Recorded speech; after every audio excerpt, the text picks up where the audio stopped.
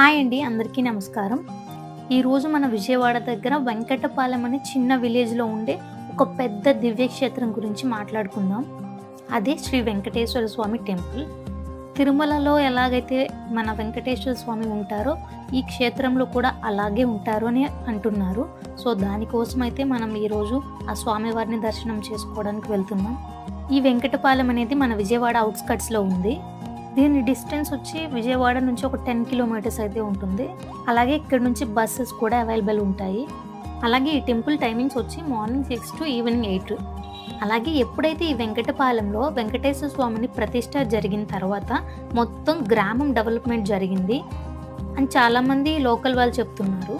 అలాగే కొన్నిసార్లు తిరుమలకి వెళ్ళలేని వాళ్ళు ఇక్కడే వెంకటేశ్వర స్వామిని దర్శనం చేసుకుంటారని కూడా చెప్తున్నారు. అలాగే ఈ టెంపుల్కి ఎగ్జాక్ట్ లొకేషన్ బండగుర్తు ఏంటంటే, మంతెన సత్యనారాయణ గారి ఆరోగ్యాలయం ఉంది కదా, అక్కడి నుండి ఒక 2 కిలోమీటర్స్ వెళ్తే ఈ వెంకటపాలెంలో ఉన్న వెంకటేశ్వర స్వామి టెంపుల్ అయితే కనిపిస్తుంది. అలాగే ఈ టెంపుల్ స్టోరీ చెప్తాను, స్కిప్ చేయకుండా వినండి. పూర్వం ఒకరోజు ఒక ముసలి ఆవిడ కలలోకి శ్రీ వెంకటేశ్వర స్వామి వారు వచ్చి, నేను ఇక్కడ స్థిరంగా ఉండాలి, ఆ క్షేత్రంలోకి రావడం జరుగుతుంది అని చెప్పారు. ఆవిడికి ఆ కల వచ్చిన తర్వాత గ్రామంలో ఒక శిల కనిపించింది. దాని వెనుక ఒక దీపం వెలిగినట్టు అక్కడ మనుషులందరూ చూశారని చెప్తున్నారు. దాంట్లోనే అక్కడ ఒక చిన్న మందిరం కట్టడం స్టార్ట్ అయింది. కొన్ని సంవత్సరాల తర్వాత ఇక్కడున్న భక్తులు అండ్ లోకల్ పీపుల్స్ కలిసి ఈ టెంపుల్ని అయితే ఇంత అందంగా కట్టారు. అలాగే ఇక్కడున్న స్వామివారిని దర్శించుకుంటే జాబ్ ఇష్యూస్ పోతాయంట, అండ్ హెల్త్ రికవరీ అవుతుంది, అండ్ ఫ్యామిలీ ఉన్న చిన్న చిన్న గొడవలు కూడా పోతాయి అని ఇక్కడ వాళ్ళు చెప్తున్నారు. దీన్ని బట్టి మనకు అర్థమైంది ఏంటంటే, భక్తి శ్రద్ధ ఉంటే స్వామి దయ తప్పకుండా ఉంటుందని. అలాగే మేమైతే ఇప్పుడు దర్శనానికి స్టార్ట్ అయ్యాము. అలాగే ఈ టెంపుల్కి ఆర్కిటెక్చర్ ద్రావిడియన్ స్టైల్లో ఉంటుంది. గోపురంలో స్టోన్ క్రేవింగ్స్ చాలా డీటెయిల్గా ఉన్నాయి. టెంపుల్లో నడిచే ప్రతి ప్రాకారం ఒక స్పిరిచువల్ మీనింగ్ కలిగిన డిజైన్తో అయితే ఉంది. ప్రధాన గోపురం, ముఖ మండపం, బలిపీఠం, గరుడ సన్నిధి, అలాగే ప్రధాన గర్భగుడి, వీటిపై చెక్కిన దేవతా శిల్పాలు, ప్రతి శిల్పం ఒక ప్రత్యేక కథ చెబుతుంది. అలాగే మా దర్శనం అయితే కంప్లీట్ అయిపోయింది. గర్భగుడిలో ఉన్న స్వామివారి విగ్రహం ప్రత్యేకత ఏమిటంటే, అభయహస్తం చాలా స్పష్టంగా కనిపిస్తుంది. శంఖచక్రాల ఆకృతులు అద్భుతంగా చెక్కబడి ఉన్నాయి. తిరుమలలో ఉన్న స్వామివారి దివ్య రూపానికి చాలా దగ్గరగా ఉంటుంది. ఇక్కడున్న విగ్రహం 3 to 4 ఫీట్ ఉండొచ్చు. స్వామివారిని చూడగానే మనసు అయితే చాలా ప్రశాంతంగా అయిపోయింది. ఇక్కడ కొన్ని ఫెస్టివల్స్ కూడా జరుగుతాయంట. అవి చూడటానికి కనువల వైభవంగా ఉంటుందంట. అవేంటంటే వైకుంఠ ఏకాదశి, ఆ రోజున ఆలయం ప్రత్యేకంగా అలంకరిస్తారు. అండ్ అలాగే బ్రహ్మోత్సవాలు, ప్రతి సంవత్సరం జరిగే ఈ ఉత్సవాలు స్వామి వైభవాన్ని తెలియజేస్తాయి. అలాగే రథోత్సవం, స్వామివారి గ్రామం చుట్టూ రథంలో ప్రదక్షిణ చేయడం ఇక్కడ ప్రత్యేకత. వెంకటేశ్వర స్వామి వారి కటాక్షం ఇక్కడ చాలా బలంగా ఉంటుందని నమ్ముతున్నారు. అలాగే ఈ టెంపుల్ ప్రసాదాల గురించి మాట్లాడుకుంటే, ఇక్కడ దద్దోజనం చాలా ఫేమస్, అండ్ కోకోనట్ లడ్డు, పులిహోర కూడా ఇస్తారంట. అలాగే ఇక్కడ ప్రసాదాలతో పాటు అలాగే స్వామివారి ఆలయం బ్లూ ప్రింట్లో లాగా కూడా ఉంది ఇక్కడ.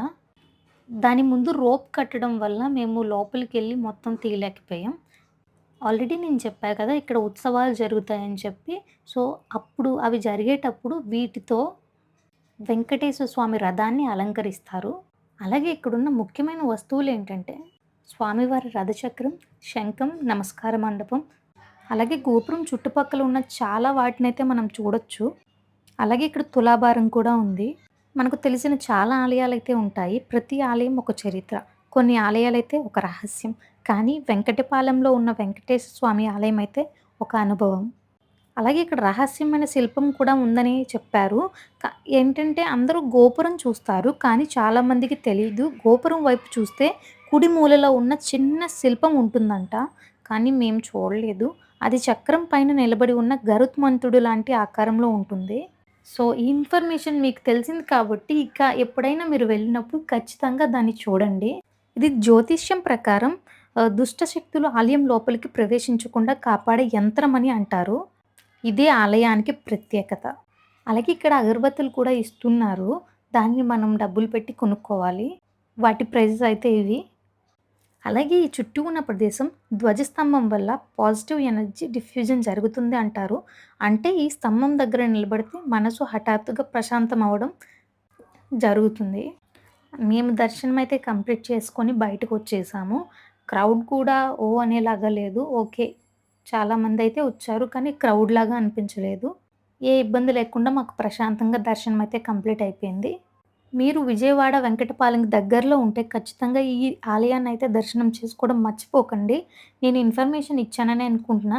సో, ఇన్ఫర్మేషన్ వర్త్ అనిపిస్తే ఖచ్చితంగా ఈ వీడియోని లైక్ చేసి మీ ఫ్యామిలీ మెంబర్స్‌కి షేర్ చేయండి. అలాగే మన ఛానెల్‌ని సబ్స్క్రైబ్ కూడా చేయడం మర్చిపోకండి. Thank you for the watching. Govinda Govinda.